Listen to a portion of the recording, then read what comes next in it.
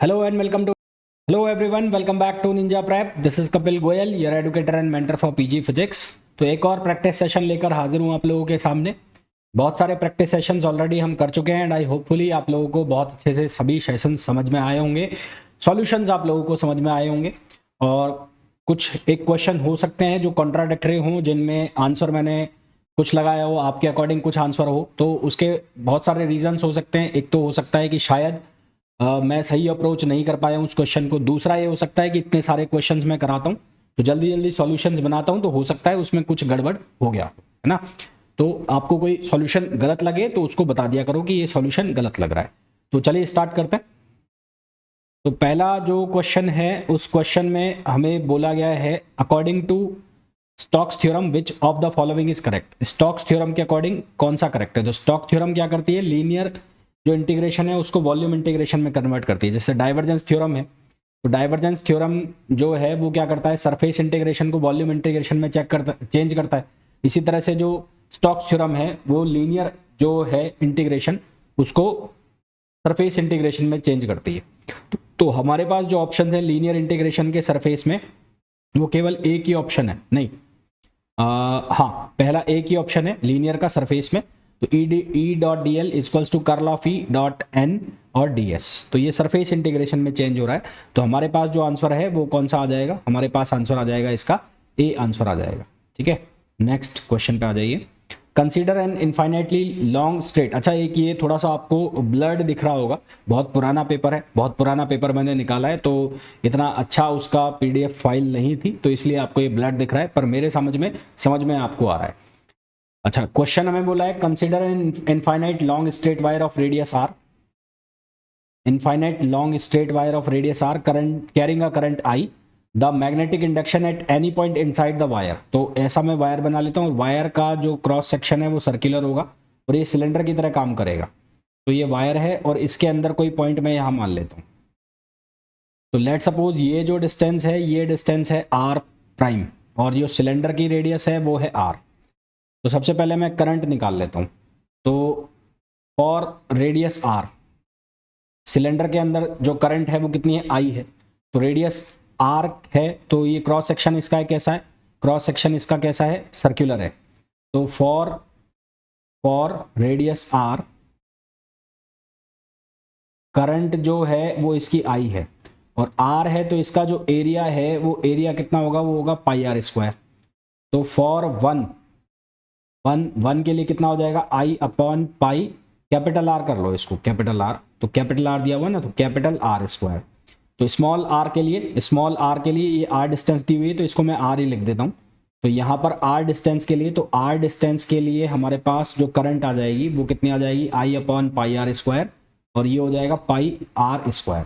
तो ये करंट की वैल्यू हो गई, पाई से पाई कैंसिल हो गया, तो ये आई प्राइम की वैल्यू हो गई। और आई प्राइम की वैल्यू कितनी हो गई, ये हो गई I R square upon capital R square.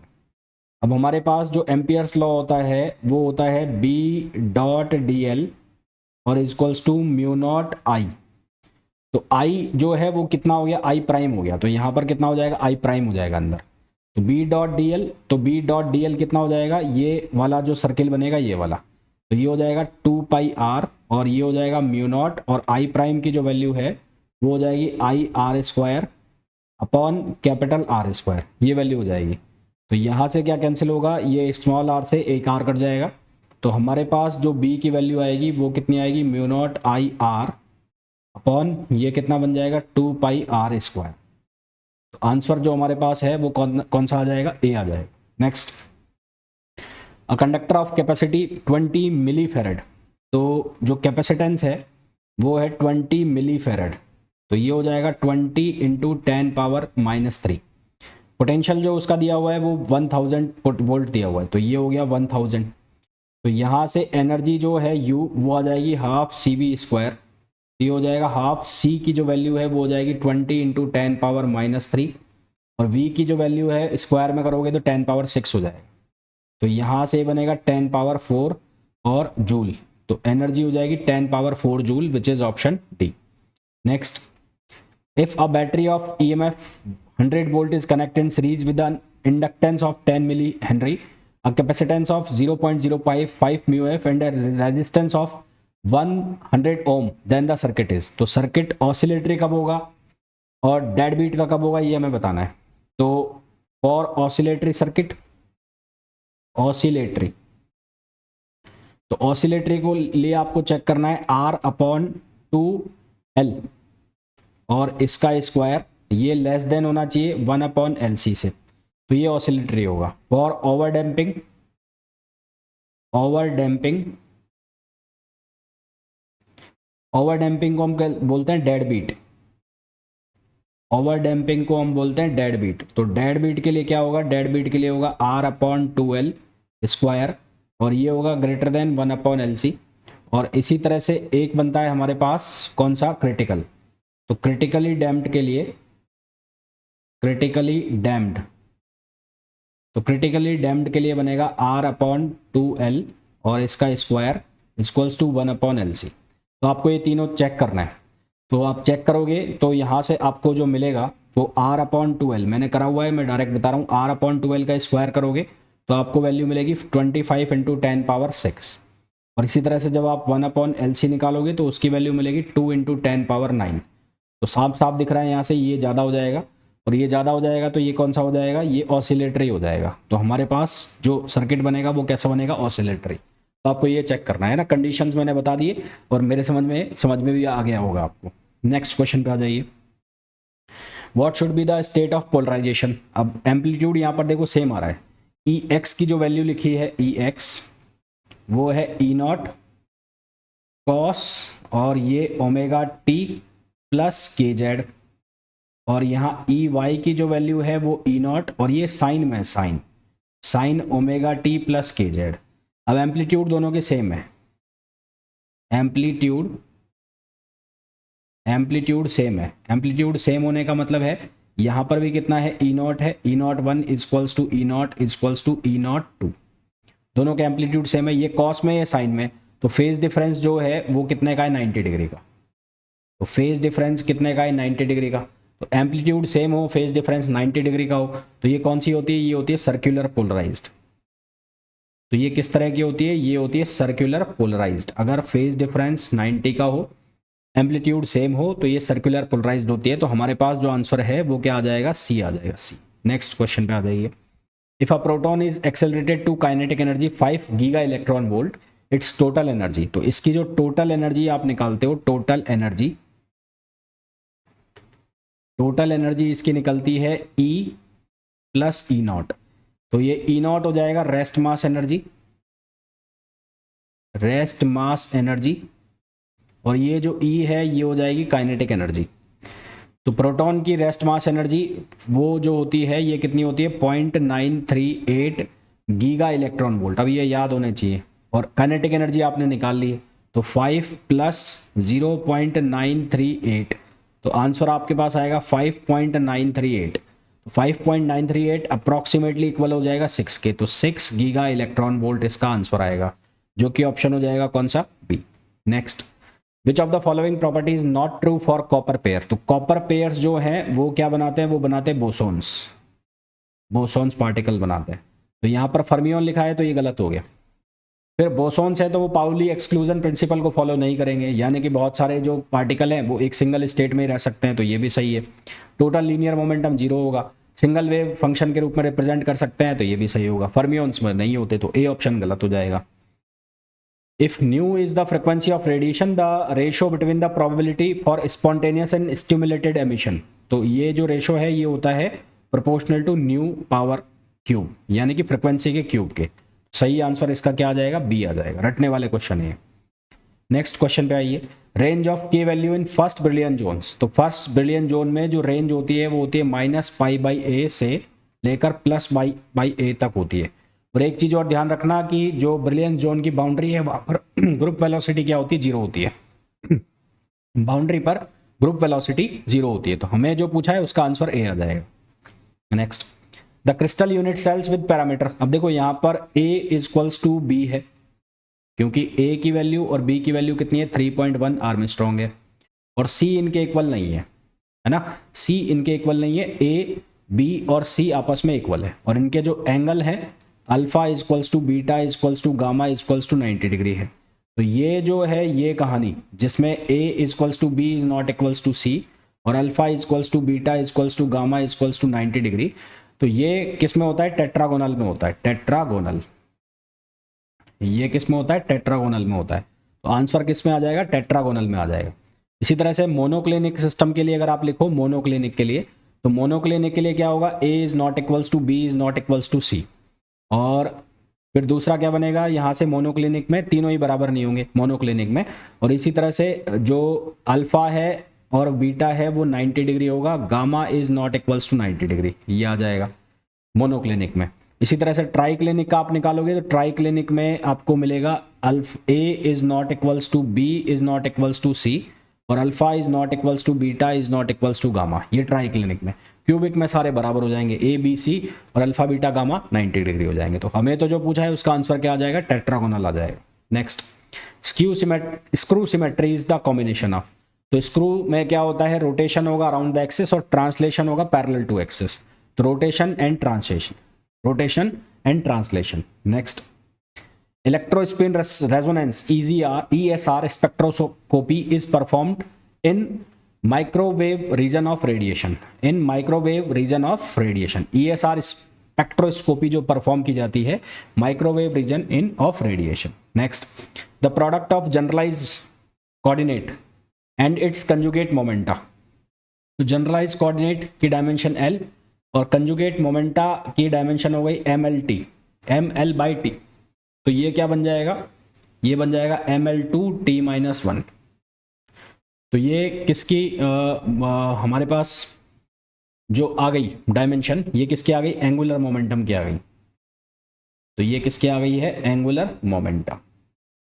तो आंसर क्या आ जाएगा? एंगुलर मोमेंटम आ जाएगा। चेक कर लेना, L इक्वल्स टू MVR, वहां से चेक हो जाएगा, L equals to MVR।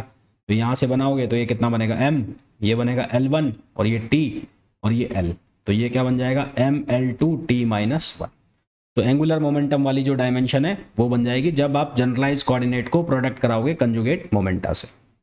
Next, an electron of rest mass m0 gains energy so that its become 2m0। तो m equals to m0 upon √1 minus v square upon c square.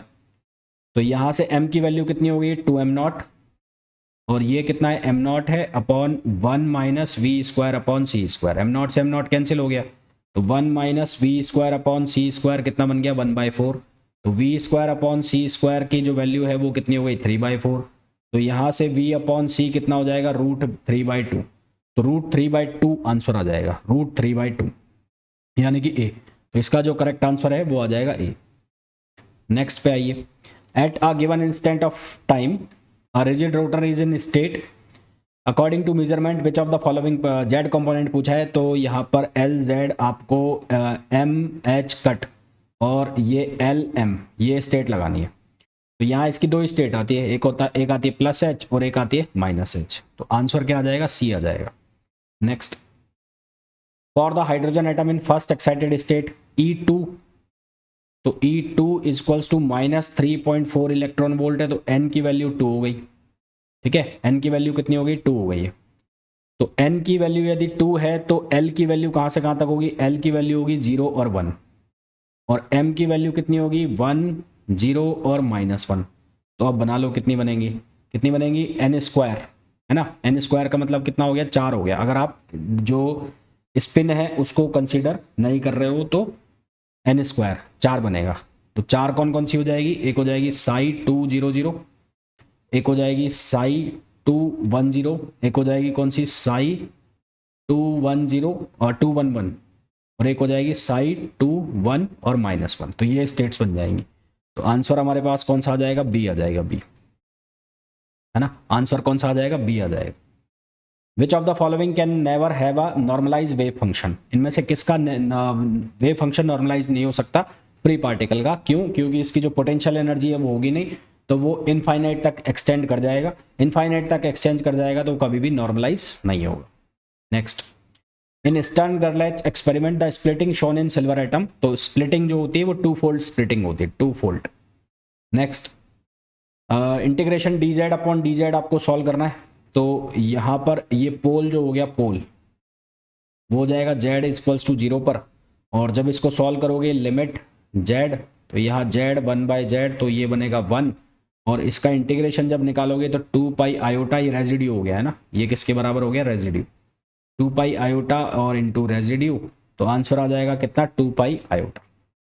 तो answer कितना आ जाएगा, 2 पाई iota, which is option A. Next, in an experiment with a GM counter, the counts are determined with a beta source. If 10,000 counts are obtained for 10 minutes, the percentage error. तो percentage error का जो formula होता है यहाँ पर वो होता है 100 अपॉन अंडर रूट एन और परसेंटेज, ये परसेंटेज एरर का फॉर्मूला है ना, परसेंटेज एरर। तो ये हो गया 100 अपॉन एन, एन की जो वैल्यू है कितनी है, 10,000 है, तो ये 10,000 यहाँ पर सब्सटीट्यूट करो, तो ये आ गया 100 अपॉन 100 ही आ जाएगा, तो ये कितना बन जाएगा, 1%। आंसर कितना आ जाएगा, 1% आंसर आ जाएगा। नेक्स्ट क्वेश्चन पे आ जाइए। The diode that has negative resistance, वो डायोड जिसका नेगेटिव रेजिस्टेंस होता है इनमें से कौन सा है, तो शॉर्ट की, लेजर, हॉट करियर, इनका नेगेटिव नहीं होता। नेगेटिव किसका होता है, टनल डायोड का। टनल डायोड ऐसा सेमीकंडक्टर है जिसका जो रेजिस्टेंस है वो नेगेटिव होता है। Next, A particle of mass m moves under the action of central force whose potential is Vr। तो पोटेंशियल हमें दिया हुआ है, तो यहां से हम निकाल लेंगे Fr, और Fr किसके बराबर होगा, minus dv upon D R. Minus dv upon D R होगा, तो यहां से आप इसको जब सॉल्व करोगे तो minus d upon D R, और ये वैल्यू सब्सटीट्यूट करो तो के एम आर क्यूब है, तो ये बनेगा -3 kmr²। अब क्योंकि एक सर्किल में मूव कर रहा है, तो सर्किल में मूव कर रहा है तो ये किसके बराबर हो जाएगा, सेंट्रीपिटल फोर्स के बराबर हो जाएगा। तो यहाँ मैग्नीट्यूड में ले लेता हूँ सिर्फ, तो 3 kmr² इक्वल्स टू, इसको हम बराबर ले लेंगे mv² अपॉन आर के, सेंट्रीपिटल फोर्स है ना। ये जो फोर्स है ये कौन सा हो गया, सेंट्रीपिटल फोर्स हो गया, ये सेंट्रीपिटल फोर्स, इसके बराबर हमने यहाँ से कर दिया। तो यहाँ से हमें मिलेगा, m से m कैंसिल हो जाएगा, v² इक्वल्स टू 3kr³ मिलेगा, 3kr³, ये v² की वैल्यू हो गई। और रेडियस हमें कितनी दी है, a, तो r की जगह सब्सटीट्यूट कर दो a, तो ये हो जाएगा 3ka³, ये वो v²। वेलोसिटी, तो काइनेटिक एनर्जी निकाल लो यहाँ से, तो काइनेटिक एनर्जी जो निकल के आएगी वो आएगी हाफ mv², तो ये वैल्यू डाल दो यहाँ, तो हाफ ये हो जाएगा 3/2 और mk और a³, ये वैल्यू बन जाएगी 3/2 mka³, ये तो काइनेटिक एनर्जी आई है। अब पोटेंशियल एनर्जी निकालो, पोटेंशियल एनर्जी निकालोगे तो पोटेंशियल एनर्जी तो ये गिवन है, तो ये हो जाएगा kma³। तो टोटल जो एनर्जी आएगी, तो टोटल किसके बराबर होगी, ke और प्लस pe, तो ये कितना हो जाएगा, ये हो जाएगा 3/2 kma³ और प्लस kma³, तो ये सॉल्व वो कर देगा हमें 5/2 kma³। तो यहाँ तो टोटल एनर्जी का ये आंसर तो है नहीं, which the orbit will be a circle of radius, तो ये आंसर तो दिया नहीं है इसमें 5/2 का, 3/2 दिया रखा है, तो चेक कर लेना एक बार ये, है ना। नेक्स्ट क्वेश्चन पे आ जाओ।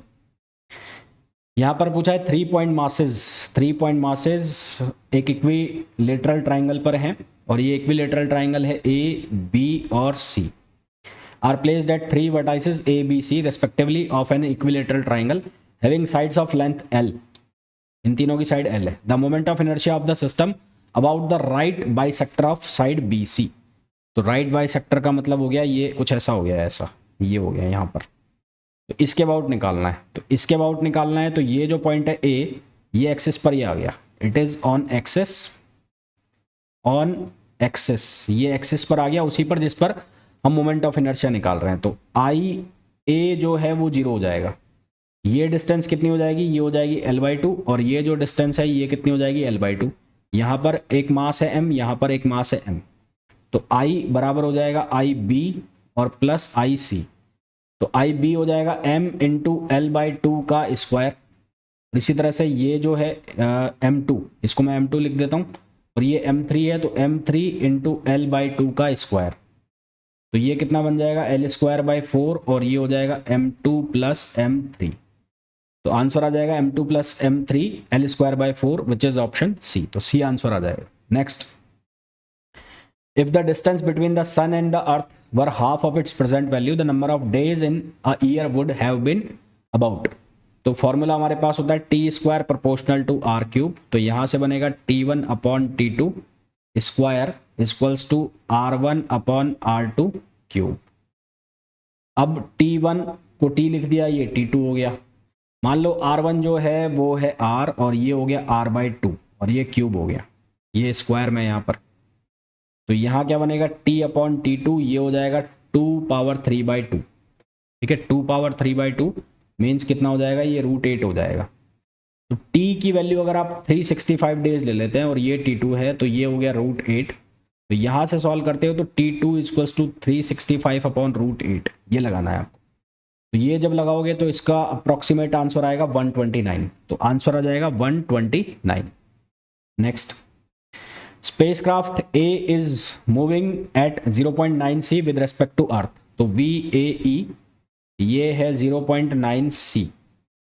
इसी तरह से spacecraft B is to pass A at relative speed of 0.5 C with respect to earth in same direction. तो ये 0.5 C है। और what speed must be have with respect to earth. तो बी की speed with respect to earth क्या होगी, तो B की ए के रेस्पेक्ट में दी हुई है हमें, बी की ए के रेस्पेक्ट में दी हुई है कितनी 0.5 दी है ए के रेस्पेक्ट में। तो वी बी ई अर्थ के रेस्पेक्ट में निकालना है। तो ये कैसे निकलेगा, ये निकलेगा वी बी ए प्लस ये हो जाएगा वी ए ई अपॉन वो जो हम फॉर्मूला पढ़ते हैं वेलोसिटी के, जो फॉर्मूला पढ़ते हैं लॉरेंस ट्रांसफॉर्मेशन में, वो फॉर्मूला मैं यूज़ कर रहा हूँ। इनवर्स लाप्लास ट्रांसफॉर्मेशन में इनवर्स जो लॉरेंस ट्रांसफॉर्मेशन है वो यूज़ कर रहा हूँ। तो यहाँ हो जाएगा 1 प्लस वी बी ए और v A E upon c square. अब जो भी वैल्यूज़ है वो सब्सटीट्यूट करो। तो ये हो जाएगा 0.5 सी प्लस हो जाएगा 0.9 सी अपॉन ये हो जाएगा प्लस 0.5 इंटू 0.9 और सी स्क्वायर से सी स्क्वायर कैंसिल हो जाएगा। तो यहाँ से वी बी ई की जो वैल्यू बनेगी वो वैल्यू बन जाएगी 0.97 सी। तो हमारे पास जो आंसर आ जाएगा वो आ जाएगा ऑप्शन सी। तो c will be the right answer. तो होपफुली जितना भी मैंने आपको बताया है समझाया है अच्छे से समझ आ गया होगा। फिर भी आपको कोई डाउट है तो पूछ सकते हैं। मिलते हैं नेक्स्ट वीडियो में। Till then thank you, bye bye.